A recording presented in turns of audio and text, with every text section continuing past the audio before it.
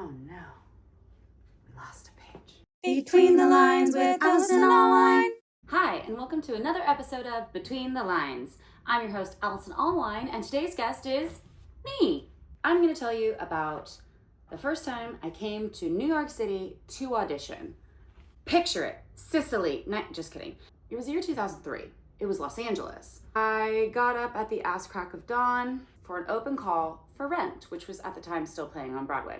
And back then, I was a ripe young 23 years old, and you couldn't tell me shit, right? I knew I was good. I was actively performing, so I was really like in my wheelhouse. The chops were solid, is what I'm saying. I got in line at the ass crack of dawn to audition down at the United Methodist Church that's on Hollywood and Franklin. If you know, you know. You can hear the other people going in ahead of you. I was such a cocky little son of a bitch, man. I could hear them and I was like, I can do better. I'm telling you, I was annoying. But I wish that I still had this brazen confidence married with the humility and the wisdom that I've learned over the years. But at the time I was like, fucking, I got it. So I waltzed into the room, and this was, again, 2003. So yes, we had the internet, but we weren't really on it like that, you know? Like now you can look up everybody and do. But then, no. So I had no idea who was in the room. They're lovely. I get a golden ticket. They asked me to come back and do a callback. Great. So as I'm walking out, and I got my little callback slip, and you couldn't miss it. It felt very American Idol because it was this bright orange slip of paper. And either you came out with one or you didn't. And somebody in the line that was preparing to go in asked me, oh my God, who was in the room? And I'm like, I don't know. This was like one of the first really big auditions that I'd ever done. And I didn't really clock who was in casting.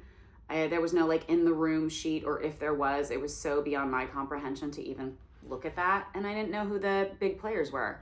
I was like, I don't know, there's a guy in there with kind of salt and pepper hair, and there's a girl in there. And they were like, oh my God, is it Bernie and Tiffany? I was like, I don't know.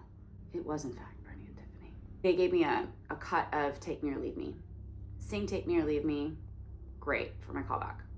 They had me sing it again. They give me some redirects, which is lovely. I feel like that very rarely happens these days. And then they said, okay.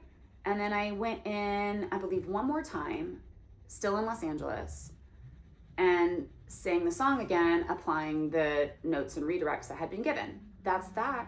I don't hear anything else. I move on with my life. Now, it's 2004. I have a landline in my home. Crazy notion, I know.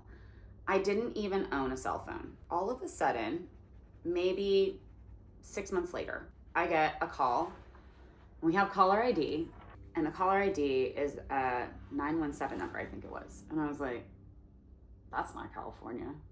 I don't know where the fuck that is. So I go to the message machine. Beep. Hi, Allison. This is blah, blah, blah from the Bernie Telsey office. We saw you back in November in Los Angeles, or October. And we wanted to see if you would come in to New York and do another round of auditions with us for Rent. If you could call me back and give me your email, we'd love to send you the audition packet. And I'm like, what? My whole heart fell into my butthole. I was so excited, but also nervous. I've never been in New York. I don't know this place. So I tell my husband at the time, I'm like, hey, this happened. I don't even know what to do. Like, oh my God, blah, blah, blah. So the scramble begins to get my ass out there. So I call them back. I give them my email address. And while I'm trying to sort out travel plans and where I'm going to go and who I'm going to stay with, thankfully, Deanna, you badass, Deanna Tharp, she was like, oh my God, come stay with me. So that's locked and loaded. Family's buying the ticket to fly me out there. And then I realize when I'm out there, the only phone number I have is my home landline, which will now be 3 hours away. Oh shit. So I go out and get a cell phone. I got my first cell phone. It was a Nokia brick, bitch.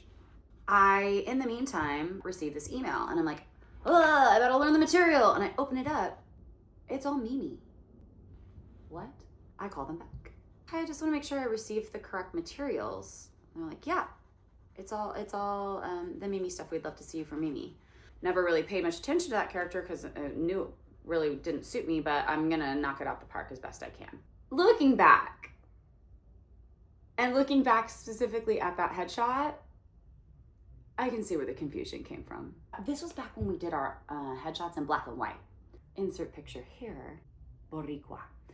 So that is my natural wavy hair. That is my overplucked brows from 2003. Yeah, that was confusing for all parties involved. It was even more fun when I showed up in person in New York City with my wavy hair, ready to sing the shit out of Out Tonight. I walk in the room and they look at the headshot and they look at me and they look at the headshot and they look at me and I said, "What are you singing today?" And I said, "Well, I was a little confused, but you sent me the stuff for Mimi." And they said, "Huh, okay, well, did you prepare it?" I'm like, "Oh yeah, I'm prepared. I am prepared. That much I did do." And they're like, "Okay," which I thought was very sweet because they could have just been like, "Yeah, I think we made a mistake." So they let me sing the Mimi stuff. Again, I get a redirect. Thank you so much. This experience changed my trajectory forever. He was so kind. I was clearly so green. Like the first time I sang the song, I sang it right in their eyeballs, straight down the barrel of the gun. And he said, "Okay, I'm gonna stop you." He's like, I don't want to put you off, but that's really unsettling. We're right here. You're staring into our souls. He said, "Try to sing right above my head." Took the time. Could have just been like, "This crazy bitch." Now I'm like throwing in riffs and trying to show off. He said, "I'm going to stop you right there. Your voice is good. You don't need to do extra. Just sing it as it is on the page." And I was like doing extra bits. He's like, "You don't have to choreograph it. Just sing the song. Like, you're enough." Was really like, oh, I'm getting choked up. Like, you're enough. You're here. You did the hard part. You're here. Just be you. And they said, come back in for us in a little while and do the Maureen stuff if you remember it. I'm like, I have remembered it since the second it came out. He says on my last time in, "Do you live here?" And I said to Bernie, I don't actually. I live in California full time. He's like, "Are you gonna move here?" This is where it gets sticky. "No, I'm actually newly married and we live in California, but we've talked about moving out here." He said, "Why don't you go home, talk to your husband, and see if you can speed up that timeline for moving out here." I get home and I talk with my now ex-husband. He was too scared, he wasn't ready. And I said, "Okay." I left when I left him. Now, here I am. I moved out here when I was 45. So this is almost 20 years later. I really try my best to carry this experience from 20 years ago close in my heart. And when I came out here, I really told myself, my 23, 24-year-old self, come out here and treat this as if you had come out here on the heels of that audition, with all of Bernie's words fresh in your heart. Try to attack this city with the same gumption and the same wide-eyed, unbrazen confidence that 23-year-old you had. Because sometimes you get second chances, Sometimes you have to make them for yourself. I absolutely believe that being in New York is 100% part of my destiny. But I'm out here doing my best to keep that moment of being so seen, and the kindness that was extended to me from casting and the encouragement that was poured into me from Bernie and Tiffany and the Telsey team. I just know my time is coming. I feel very ready to be in this city. It's been just over a year now since I moved out here. I'm getting back on some radars, getting on new radars. I feel like this was one of the best decisions I ever made, even if I made it 20 years too late. My mom always used to say, "You're always exactly where you should be." If my mom was right, and she usually is, then I'm out here at just the right time. That is how I eventually ended up out here in New York City. Some days it's just about showing up, That's it for this week. Thank you so much for tuning in. Come back next week. I don't know who the guest will be, but we're gonna have fun. Bye.